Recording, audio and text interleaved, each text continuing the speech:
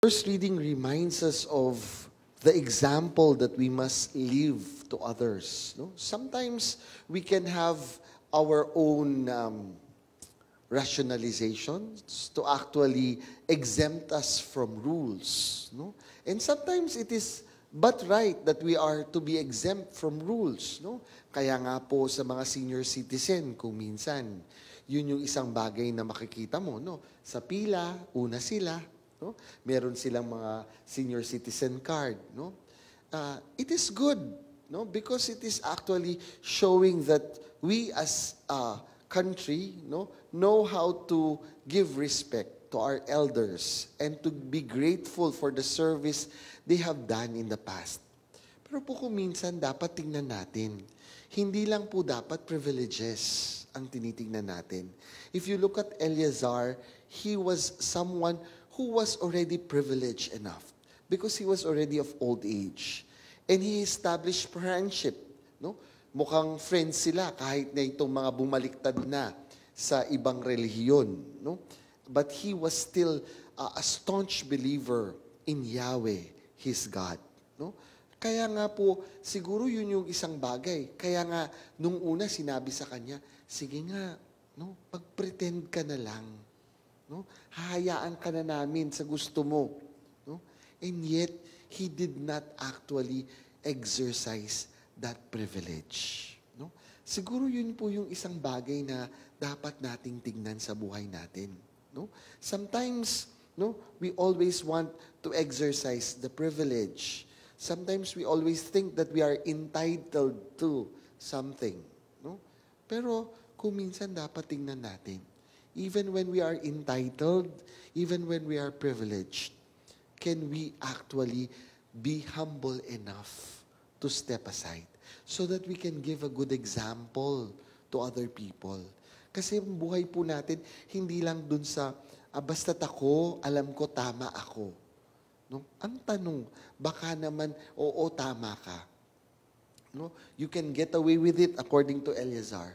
Pero paano naman yung iiwang kong example sa ibang tao?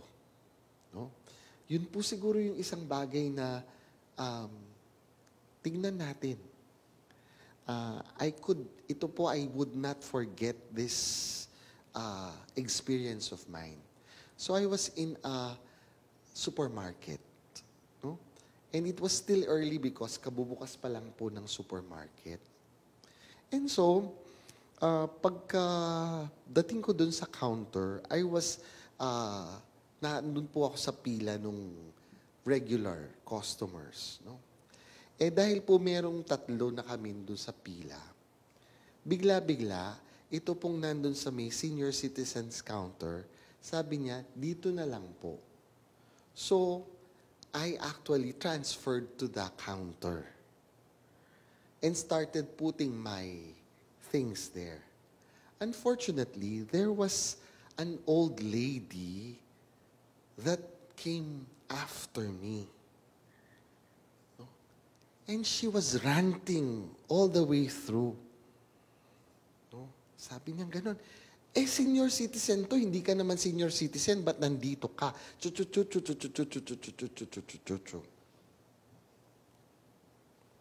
I look at her sternly and said, sige ma'am, mauna na kayo. Sabi kong ganon. Nagka-problema yung counter. Bakit? Na-punch niya yung ibang mga pinamili ko.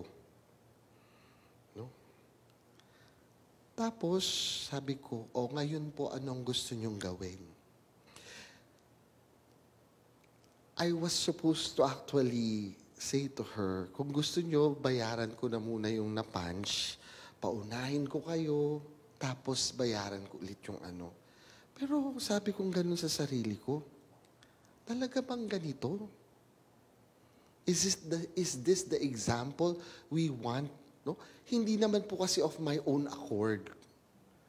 No? Sana kung talagang ginawa ko lang na pumunta ako doon. The counter actually invited me to transfer. And so I dutifully did. No? And dumating siya and she was, sabi ko nga, ang aga, tapos ganyan ka na. No? siguro dapat tignan natin. Yes, I know naman po, privilege nyo yan. At kung kayo po ay nasa pila, ako mismo aatras. Pero, nauna na ako ng konti eh. No? Can you not wait a little bit more? No? Sabi ko, matanda pa naman kayo. No? Oo, privilege nyo. Pero ang tanong, sana, no? You could have given a better example. No? Which, by the way, today we celebrate the feast of the presentation of the Blessed Virgin Mary. I guess Joachim and Anne wanted to give a good example. Why, my dear friends? If you look at the Mosaic law, only the firstborn child are to be offered to God. No? And they did not have a firstborn child. They had a firstborn daughter. No? Kaya nga siguro, nung pumupunta si Joachim and Anne, kung man pong historical, no? Because this is a traditional feast. No? If this happened historically, siguro people were with raised eyebrows nung papunta si Joachim at Anne. At anong palagay ninyo? Lalaki yung binigay sa inyo ng Diyos at kailangan siyang i-offer, no? I-present kay Yahweh, no? And yet, I guess, we can also get something from that. No? Tayo po, when we do not receive what we ask for and receive something else, can we still be grateful? No? Pwede pa rin po ba tayong magpasalamat at sabihin, thank you, Lord. Hindi ko man nakuha yung gusto ko. No? Ito yung biyayang binigay mo. No? That is how gracious, kung nanood po kayo ng mga interview ng ating candidate for Miss Universe. No? Sabi niya gano'n, I'm grateful for everybody. No? When she was thanking people, she was thanking as if she was a winner. No? But in the end, she would say, I know it is not the result that we all wanted. And yet, no, we gave it our best. No? Know that in the end, we must trust that when we receive a grace from God, whether that be the grace that we actually ask for or not, it is the best because it came from God. And I think it proved right in the case of Joachim and Saint Anne. They got the best, no? Because they got to be the father and mother of the Blessed Virgin Mary. Maybe she is not the son that Joachim and Anne prayed for, but at least she was blessed among women. No? And then thirdly, my dear friends, the gospel would tell us, no? Jesus would see in Zacchaeus not his faults, no? Hindi po yung pagiging makasalanan niya.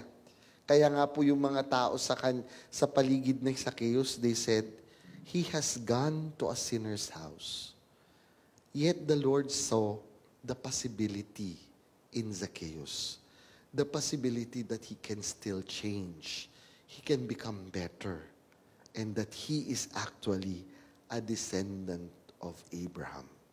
My dear friends, all of us, sinners as we are children of God by virtue of our baptism. We can become better. No?